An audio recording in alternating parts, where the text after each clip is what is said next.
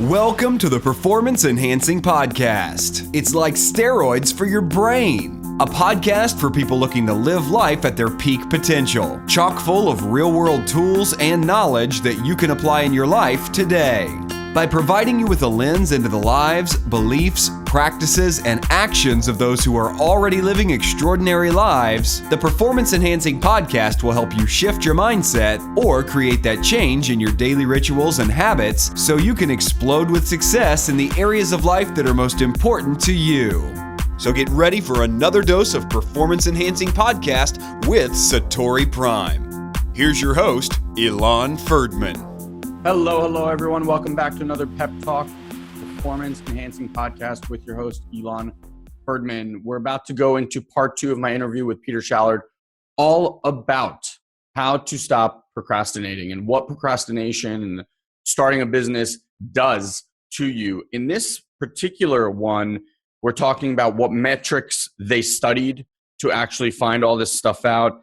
We look at the chasm or struggle of entrepreneurship, how to transition from learning to execution. I mean, this is just packed with information. So if you haven't heard the first one, I would highly recommend you go back and do that, just because you really want a context for what we're about to delve into.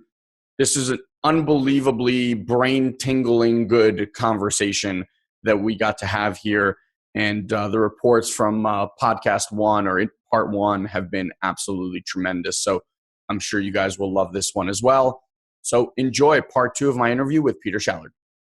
That's so good. So that's the external, right? And we'll talk about commit action. You said a line, artificially create accountability. Right. So if you're not doing that with another, is there a way to play that game internally, or is that like a defunct system?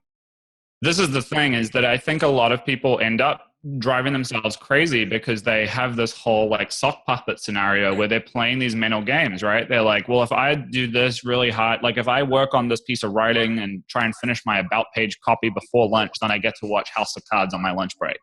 And like, and then they get into this crazy scenario where they're like, where it's like they have a personal trainer inside of themselves who is absolute schizoid, right? Like in the morning, the personal trainer is like, you know what? Like it was a big weekend. It's Monday morning. Like just take it easy. You deserve to like just get started slowly and find your groove. And then in the afternoon or towards the evening, when the day's gone by and they haven't really gotten that much done, that internal voice switches and it's berating them and yelling at them and spitting in their face and being like, you're useless, you're hopeless. Why didn't you get more done? And that's not the kind of accountability. Like if you had a personal trainer who did that to you, you would fire them right away. That's not the kind of accountability that we need. So I think that, look, there is some stuff we can do internally, but when it comes to accountability, you can get it for free. You can get it from multiple sources. You need to look at these Zuckerberg guys, these Steve Jobs type people, and realize that they have this web of accountability that's it's coming in from all angles. And your job is to try to recreate that. Now, I know that we start businesses. I know people who are listening in are uncomfortable right now because they're like, but what about freedom? I want to be free. I quit my job so that I don't have to put the report on the boss's desk. This is the thing, is that accountability for entrepreneurs, for real entrepreneurs, for that tiny fraction of a percent of super successful people who we've been able to work with, they build all their freedom on a structure of this type of stuff. Yeah. I want to show you something.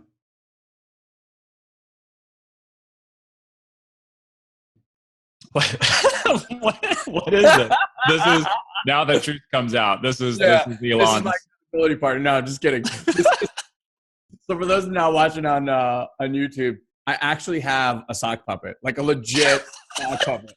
Oh man. This is the first time on live video that I don't think I've ever. So here's the funny part. Me and my brother did beer talk and my camera died.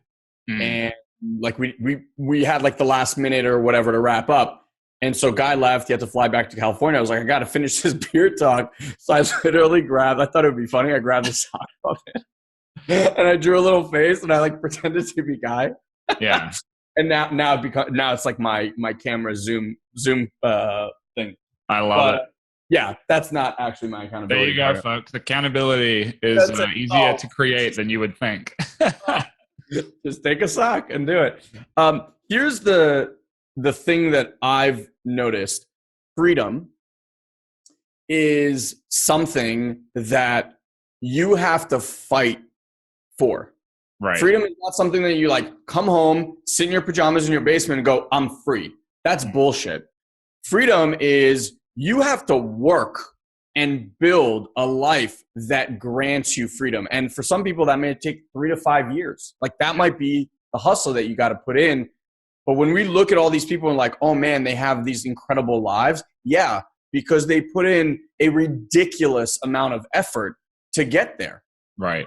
The freedom of like, oh, I get to watch Netflix in the afternoon, but I'm fucking broke and don't know how I'm going to make my rent. That's not freedom. Right. That's the illusion of freedom. And I think that's something that's really missed on people. They want to be an entrepreneur because of that elusive freedom. But like you and I both know, we hustle today harder than we did when we started our businesses. Right? Totally. Do we get to like go and travel for 2-3 weeks at a time while our businesses are running and make money? Yeah. But like that was completely unrealistic for the first 2, 3, 4 years. Like we didn't do that. Yeah, totally true. I like to challenge people to, and this is something I do in my practice when I do my one-on-one work, to actually like examine the word freedom, because freedom can only be defined. I love language. I'm like obsessed with language and psychology. Freedom can literally only be defined as a lack of constraints. And I think that I know it's the big buzzword of entrepreneurship and everybody's obsessed with it, but I think it's probably time that we kind of examine it, because if you're making all your life decisions all around this idea of escaping constraints, becoming free, right?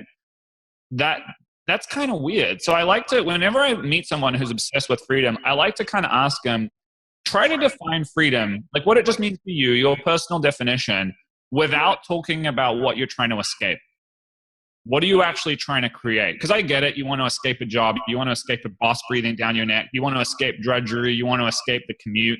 Yep. Sure. But you're right. You get it. You do escape all those things the second that you decide to just not go to work and stay home and work on your business. But that's not necessarily success. And long-term, that's not going to lead to any practical definition of freedom.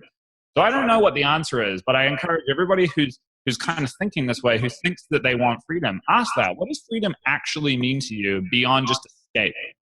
Because then you start getting towards something that's actually worth working for. Yeah, it's interesting. I never actually thought about this, so I'm glad you brought up the question. But it's like, you know, the conversation between abundance and scarcity. Like scarcity is I don't want, but you actually end up creating more of that stuff. When someone's like, I want freedom, what they're actually saying is, it's not I want freedom, it's I don't want this job. Or right. They're saying I don't want shackles. I wanna escape. But that isn't wanting something. That's just wanting a lack of something. Yeah, which is really interesting. It's a really, really good point.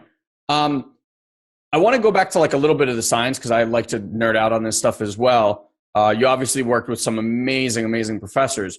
What's something like when you were doing this testing or however you were doing it that was a complete shock to you guys? You're like, wow, I did not see that coming. Yeah, there's a bunch of them, and I gotta dial it back a few years to when we were first hitting some of this stuff.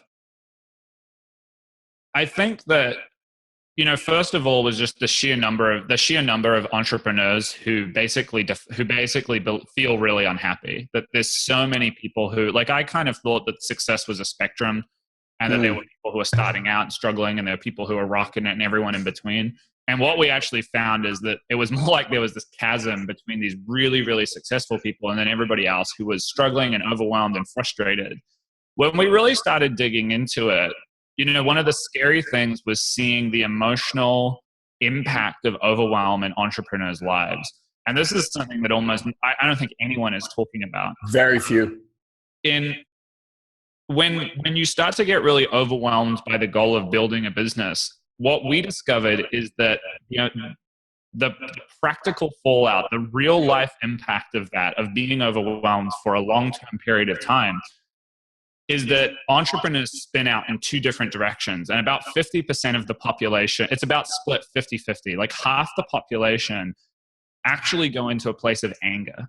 And this was mind-blowing to me. Like, this was a holy shit, we have to do something about this moment. Wow. So entrepreneurs get overwhelmed. And overwhelm is, it's like that feeling of spinning a lot of plates, chasing a lot of bright, shiny objects, and it goes with everything we've talked about today. And then they get to the place where even the small stuff in their life is overwhelming them. So this is like somebody who started a business, they're trying to make it work, they're juggling all the stuff, and their spouse is asking them to pick up milk on the way home. And they're snapping because they feel as though there's already so much going on in their mind that they can't possibly have another priority in their head. So their kid wants them to do something and they flip out. And that was a really scary thing to find out, was that this was actually increasingly common. And then the other half of the population who aren't getting angry, who aren't getting triggered by their overwhelm, were heading into a place of almost depression. And this is basically anger. Instead of going outwards at other people, at the people closest to you, it's going internally and really turning into negative self-talk along the lines of like, I'm so overwhelmed, therefore I can't cope with this. I'm no good. I'm a failure. I don't deserve this. And just the most incredibly kind of depressing stuff. When I started this business, I wanted to believe that every entrepreneur was a happy and awesome person, that even if they were hustling and really struggling, they were loving chasing the dream. What I actually found is that a scary, scary, big slice of the entrepreneurial population are so overwhelmed and stuck in this procrastination that they're actually getting close to what we could call mental health issues. Shit. Yeah.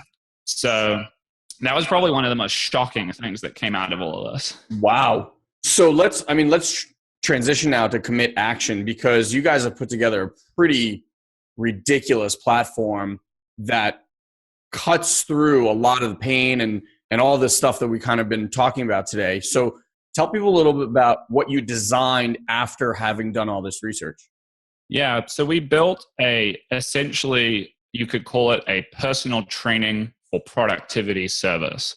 And our whole thing was, what if we didn't tell any entrepreneur what they should be doing? What if we literally just created a coaching service, a human-powered one-to-one interaction where you can sit down like every Monday morning or whatever you want with a coach, and they just help you take action on exactly what you know you already should be doing? The whole premise of this is, even if you don't have the 100% best strategy, you will actually, by taking action, you will develop more real world, earned on the streets type experience and knowledge that will inform the next action. That you'll actually go through that learning curve that just seeking information is kind of insulating you from and preventing you from actually starting to climb those steps. So that's kind of where we started out, and we took that idea, launched it as a crazy little lean, agile beta test. People absolutely loved it. We scaled it up and built proprietary software for people to track and input their goals and track them throughout the week. But fundamentally, that's what the service is all about. It's about having people do this hard work, this difficult part. It's really the ultimate. It's very unsexy, right?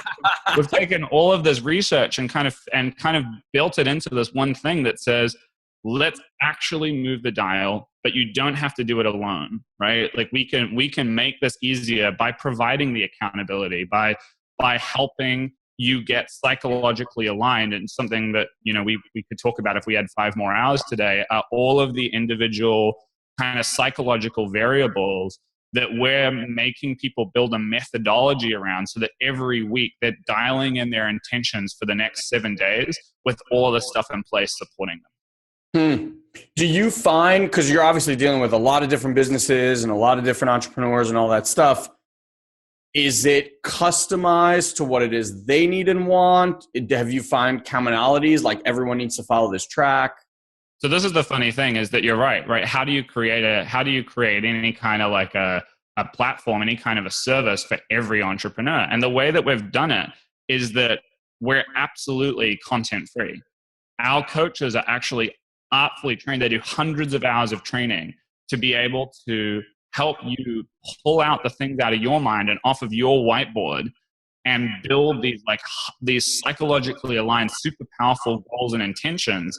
And then they're going to have you go and do that. We don't know how to run your business, right? Like you could have the most obscure, like you could be running like a beard grooming barbershop just for like goats.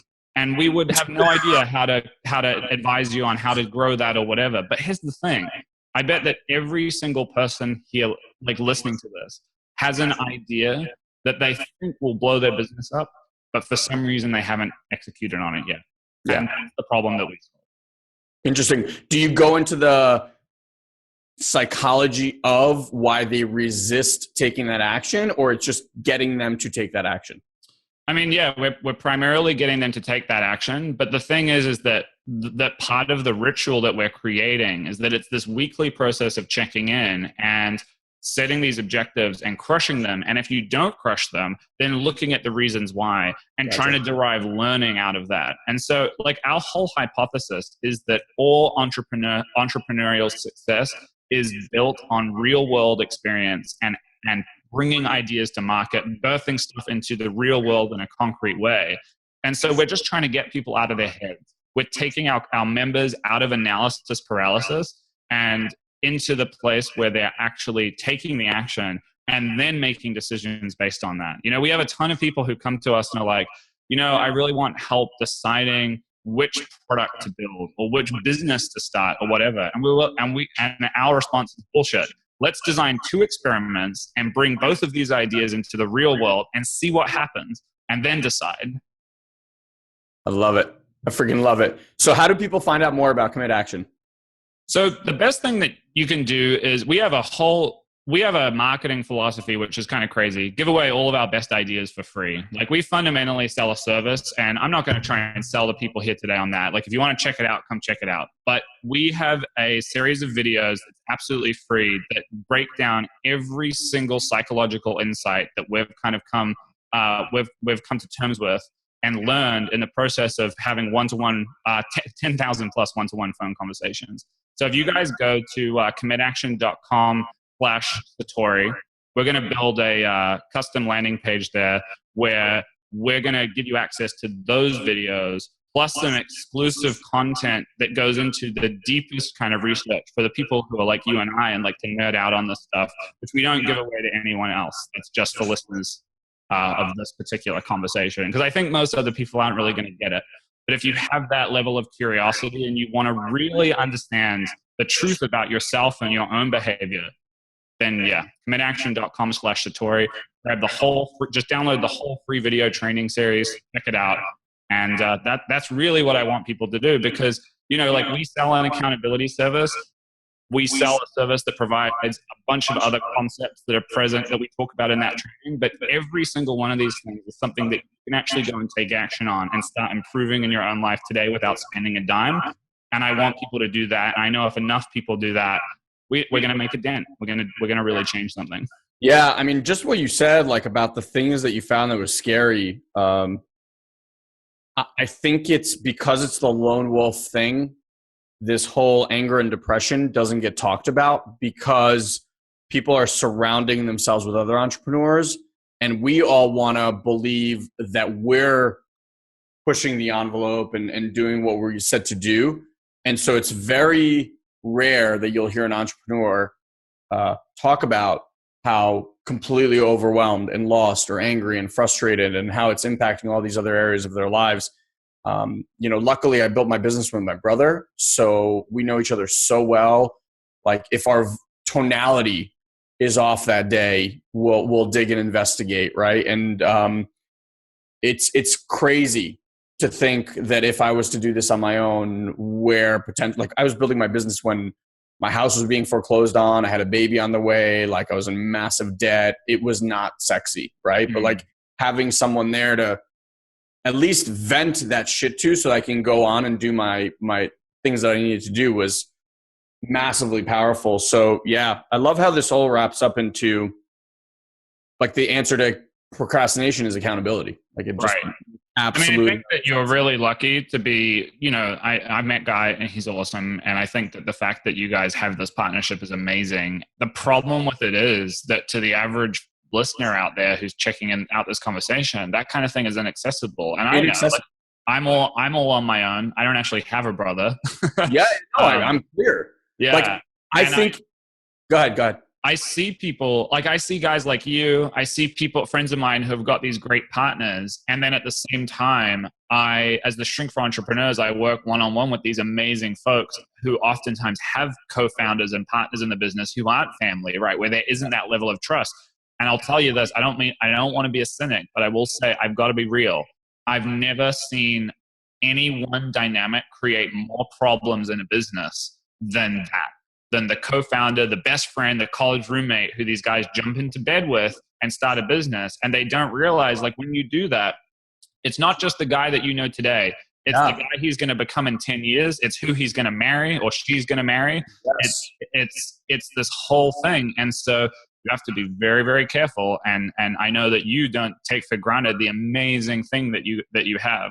But for entrepreneurs like me, where we're just starting out, we might not have the perfect partner. Yeah. So that's just the way things are. Accountability, the right kind of accountability, isn't going to find us by accident. It's not going to come along and land in our lap. If we don't proactively think about how can I create an environment for myself as an entrepreneur where the psychological odds are stacked in my favor, if we don't actively create that, it's never going to find us by accident. And I think that's my number one message. You know what I love, though? It's like the accountability partner is like a third person view. They're not emotionally attached to your success, your project, your anything. It's just like completely non-biased, out of the box view, because even between me and my brother, we will go out to like a third person who has nothing to do with our business to run ideas by, because we can get ourselves all riled up and passionate about something. And then you talk to someone, they're like, that's completely dumb. Like, right? But it's even that, like, partnerships are very, very difficult. There's benefits to every partnership and there's definitely negatives. You and I have seen so many partnerships just absolutely explode because of, like you said, it's all cutesy-mootsy, like lovey-dovey in the honeymoon stage, but eventually, like, shit hits the fan and who are you guys are going to be about it? And so I think when you take that all out and just have someone that's purely listening for, are you getting shit done? It's very different. And it's a brilliant relationship. Like, I don't care if you have a partner or not. I think it's a brilliant relationship. Yeah. I mean, I think that the thing with the best partnerships is that at a certain point you come to a place where you're finishing each other's sentences and you're really kind of aligned. And ironically, that's the place where you can actually share a blind spot. And that's where every single entrepreneur I know who's been in a partnership and has actually built something of real substance and has created real success, at some point has kind of gone, oh shit, the two of us don't got this. We gotta get, like I said, whether it's an accountability coach or it's a board of advisors or it's a board of investors or it's simply a team of staff who are like, all right, boss, like let's build a plan, let's execute here. And this is my job. I need you to show up and do this with me. Yeah. It always enters some way. And I think the thing that you've got to ask yourself if you're starting off is, if you're shunning that, if you've been trying to avoid that, you don't have any of that kind of healthy pressure in your life, how's it working out for you? Yeah. Brilliant. All right, man. So last question. If you only knew then what you know now, what's something that you wish you would have known when you were either a kid or starting out a business or something like that? Oh man. I mean, I feel like the honest answer to this question, it just ties into everything that we've talked about today. I mean, first of all, I started my first business because I didn't want to work for anybody else. I wanted freedom. I wanted escape. I thought it was going to be easy. And I don't know, if someone had come along and told me, like, no, this is actually going to be really difficult, I may not have had the balls to actually start. But I kind of, like, I had no idea. I was so naive. I was like, give me 2 years. I'm going to have a Ferrari, whatever. Yeah. Yep. I think that I'm also kind of like, I've got that wounded healer complex. I've built a company to solve the problem that I struggled with when I started out. I wish that I've run my own business for 10 years, in some shape or form. And for the first, like, 7 of them, I was absolutely isolated. I was a total island. And I even kind of shunned community. And I think that was the biggest mistake. And if I could go back in time, I think I would be light years ahead of where I am today if I had got that lesson like 10 years ago. That's absolutely brilliant. I love that. I don't think anyone's ever said that. And I think it's absolutely very true. Peter, absolute pleasure. I knew this was a great conversation just waiting to happen. Yeah, man. All right. So commitaction.com/Satori. Guys, go check it out. I'll leave it in the show notes along with some other things that struck me during this time. Once you come in and grab those videos, you'll get an email from me. It comes from my personal address. Anybody who signs up through that page, if you guys want to reach out and you have a question you want to ask or anything like that, I'm super efficient guy. I don't procrastinate with emails, believe it or not. So just get in touch. I would love to hear from you. I'd love to learn about some of the challenges you face. So go sign up there, get the videos, and let's chat. Awesome. Absolute pleasure, brother. And I'm excited. This is really good stuff. And for anyone listening, if you've got value from this, like just go check out the free stuff, connect with Peter. It might just be the thing that's holding you back from having the success that you want in your business. All right, man. Thanks, man. Catch you later. All right. How good was that? I mean, how good was that? How many aha moments did you have? How many times did you realize that, wow, this is the thing that's actually stopping me from producing the results? So one of the key points in this entire interview was accountability. So I want you to do one of two things. Explore both, right? Just see which one resonates with you. If you want results and you want them in this lifetime, what you need to do is surround yourself with people that will hold you to account and actually make sure that you produce the results. So either check out the link to find out more about Peter's program, or check out SatoriPrime.com/have-it-all and come check out our Have It All Academy, where in a group coaching session, you will play 90-day challenges to achieve miraculous results with velocity in your life. Choose one or the other. Explore them both. See which one resonates with you. But please, please, please, if you're someone who's looking to be a high performer and you want to start achieving results in your life, put this in. This structure can change your life. All right? Have an amazing rest of your week. Can't wait to see you guys here in the near future, and I'll talk to you real soon.